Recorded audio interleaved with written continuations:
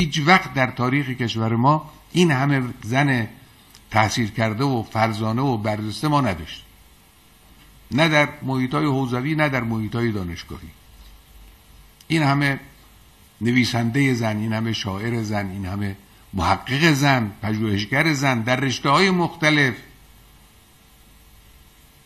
نداشتیم. خوشبختانه امروز به برکت نظام اسلامی که اینا به برکت اسلامه، به برکت جمهوری اسلامی است، به برکت همون نگاه روشن امام به مسئله زن است که اشاره کردن، به برکت اینهاست.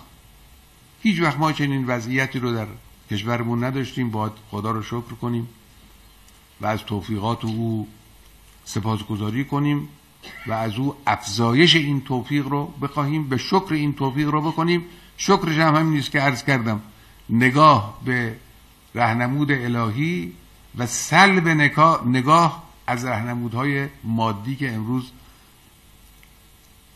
متصدی و مباشرش هم غربی ها و آمریکایی ها، خیلی هم پرروان، خیلی هم طلبگارن، خیلی هم هوچی هن. اگه کسی برخلافشون حرف بزنه هجوم تبلیغاتی هم میکنن. نباید اعتنا کرد، باید انشالله پیش بریم.